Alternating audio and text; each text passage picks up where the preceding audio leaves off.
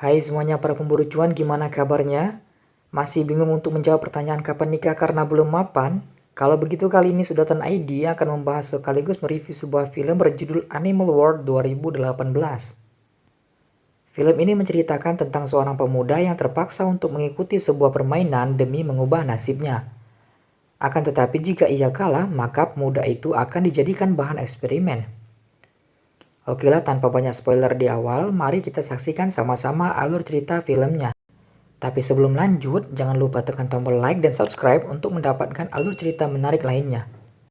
Di awal film, kita diperkenalkan dengan pemuda yang bernama Zheng Kaixi. Ia memiliki penyakit mental yang membuatnya sering berhalusinasi. Hal itu diakibatkan trauma yang dialaminya sejak kecil. Kejadian itu membuat ayahnya terbunuh. Kaixi kecil juga sering menonton kartun berjudul Super Badut. Sehingga ketika Kaixi marah, maka ia akan berhalusinasi menjadi badut dan bertarung melawan para monster. Lalu Kaixi memiliki ibu yang sudah bertahun-tahun koma di rumah sakit. Demi membiayai ibunya itu, Kaixi harus bekerja sebagai badut di area taman bermain. Tiba-tiba teman Kaixi yang bernama Li Jun datang menghampirinya. Li Jun bekerja di bidang properti. Lalu Li Jun menawarkan Kaixi untuk menjual rumahnya agar dijadikan bisnis properti. Kemudian Kaixi menolaknya karena rumah itu adalah satu-satunya warisan dari ayah Kaixi. Setelah pulang bekerja, Kaixi pergi ke rumah sakit untuk melihat ibunya. Kaixi dibantu oleh perawat bernama Liu Qing. Sebenarnya Kaixi dan Liu Qing memiliki perasaan satu sama lain. Akan tetapi karena keadaannya sekarang, Kaixi belum mampu untuk menikahi Liu Qing.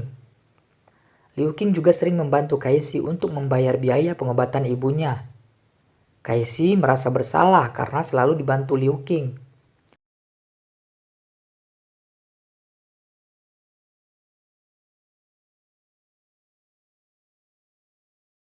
Setelah itu, Kaixi menelpon Li Jun untuk menjual rumahnya melalui proyek Li Jun. Tak berselang lama, Li Jun pun datang dan Kaixi pun menyerahkan sertifikat rumahnya. Kemudian Li Jun pergi dengan seseorang yang tak dikenal. Keesokan harinya, Kaixi mendengar Li Jun sedang dalam masalah. Lalu Kaixi pergi ke tempat Li Jun bekerja. Setibanya di sana, bos Li Jun menjelaskan bahwa Li Jun sudah dipecat sejak 2 bulan yang lalu. Hal itu dikarenakan Li Jun sering menggelapkan dana dan menipu para klien. Tiba-tiba telepon Kaixi berdering dan seseorang di dalam telepon itu ingin menemui Kaixi di seberang jalan. Setelah menemui seseorang, Kaixi dibawa ke suatu tempat. Setibanya di sana, Kaixi bertemu dengan bos mereka yang bernama Anderson. Anderson menjelaskan bahwa Li Jun meminjam banyak uang dan menggadaikan rumah Kaixi sebagai jaminannya. Anderson juga berkata bahwa Li Jun telah menghabiskan uang tersebut untuk berjudi. Oleh karena itu, Kaixi terpaksa bertanggung jawab atas perbuatan Li Jun. Kemudian Anderson menawarkan Kaixi sebuah permainan di sebuah kapal yang bernama Destiny. Anderson juga berjanji jika Kaixi berhasil lolos dari permainan itu, maka hutang Kaixi dianggap lunas. Bahkan Kaixi juga akan mendapatkan hadiah tambahan.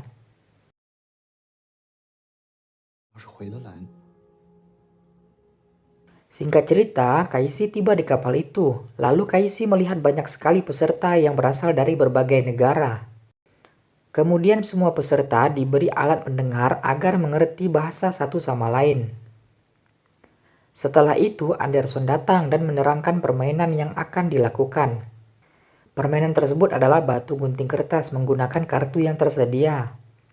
Masing-masing pemain diberi 12 kartu dan terdiri dari batu gunting kertas yang masing-masingnya berjumlah 4 kartu. Lalu setiap pemain diberi 3 bintang dan bermain dengan pemain lain untuk merebut bintang mereka. Untuk memenangkan atau menyelesaikan permainan ini, para pemain harus menghabiskan semua kartu yang dimilikinya dan masih mempunyai minimal 3 bintang. Kemudian Anderson mengatakan setiap tindakan di dalam permainan boleh dilakukan kecuali kekerasan. Termasuk juga para pemain boleh membeli kartu dan bintang dari pemain lain. Lalu Anderson juga menyediakan sebuah tempat untuk meminjam uang. Dan di akhir permainan, para pemain diberi waktu 10 menit untuk jual beli bintang serta menebus seseorang dari ruang gelap menggunakan 3 bintang yang dimilikinya.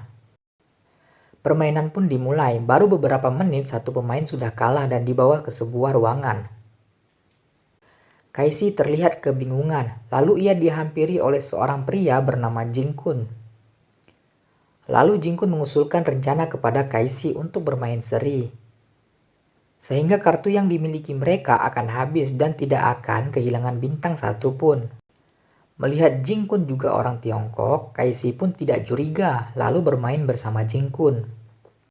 Di tengah permainan, tiba-tiba Jingkun mengeluarkan kartu yang berbeda sehingga Kaisi kalah dan kehilangan satu bintang. Lalu Jingkun beralasan bahwa ia ceroboh dan akan memberi kemenangan di ronde berikutnya.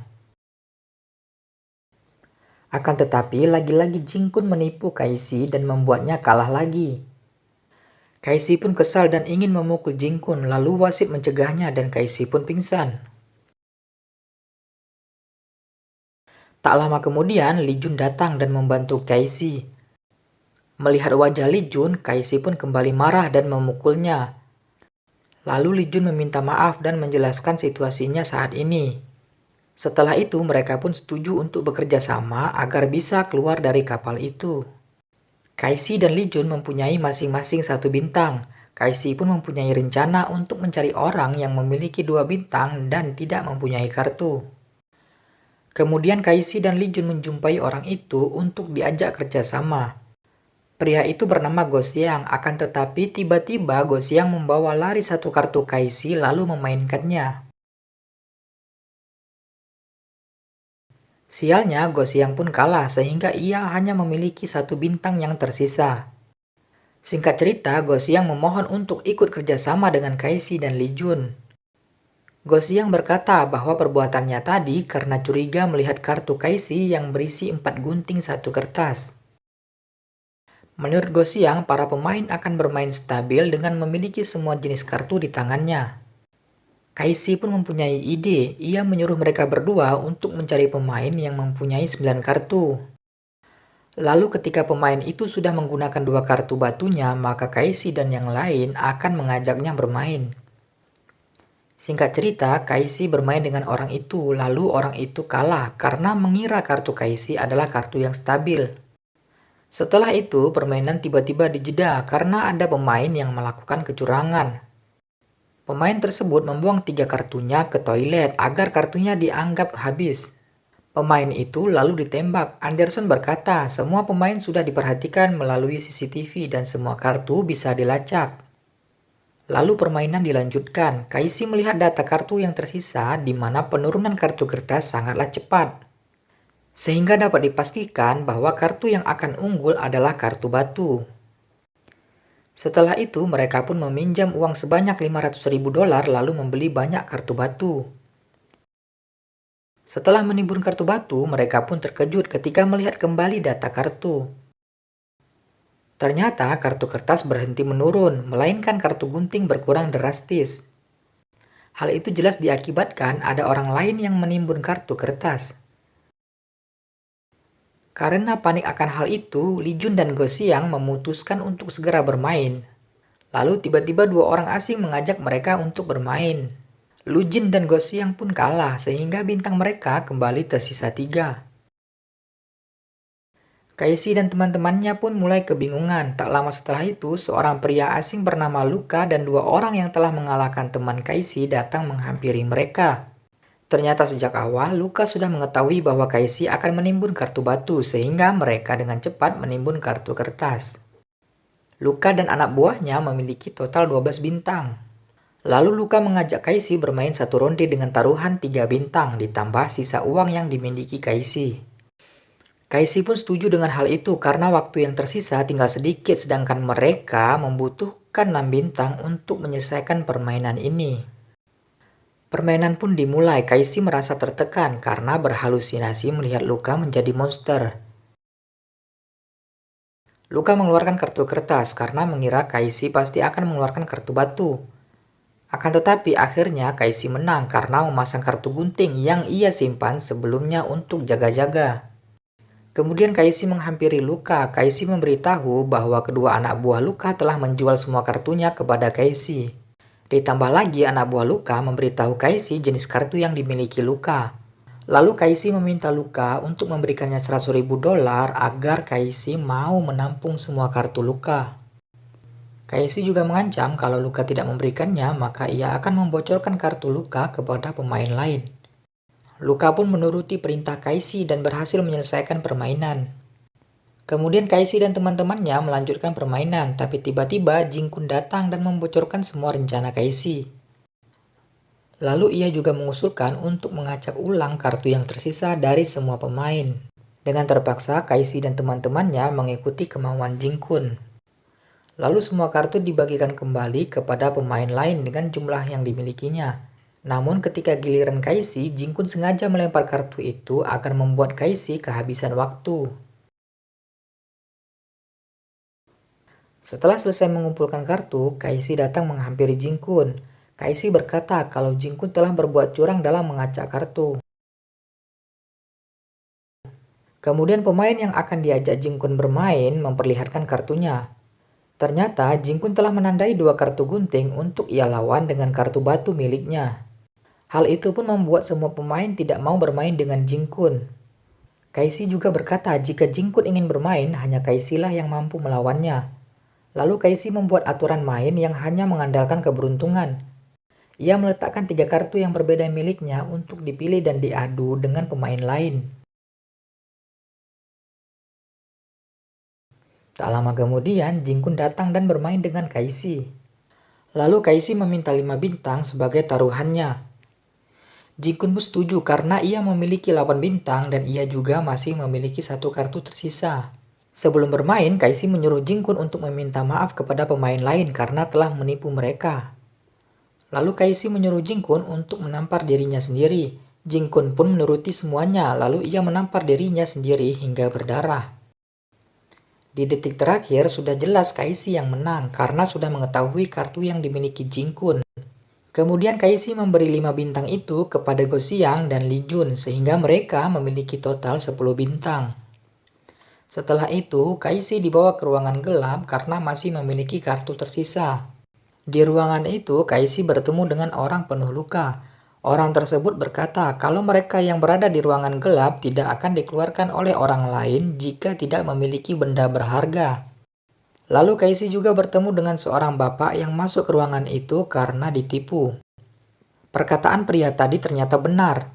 Kemudian tiba-tiba Go Xiang menjual 1 bintang. Lalu Li Jun mengambil 3 bintang dari Go Xiang untuk menebus Kaishi. Akan tetapi Go Xiang tidak setuju, lalu ia menghasut Li Jun. Pada akhirnya mereka berdua pun tidak jadi menebus Kaishi. Tak lama kemudian, orang penuh luka ditebus oleh temannya. Lalu Kaishi dengan kesal memukulnya.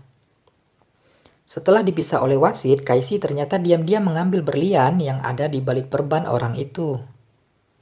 Hal itu membuat orang yang penuh luka tadi beserta teman-temannya menebus Kaishi. Pada akhirnya, Kaishi pun berhasil keluar, lalu dengan marah memukul Go Xiang dan mengambil 3 bintang dari tangannya. Kaishi juga mengambil uang yang dipegang Li Jun.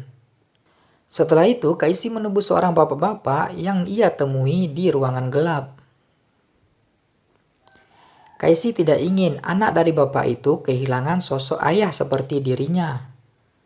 Singkat cerita, Kaishi berhasil keluar dari kapal dan pergi menemui Liu Qing.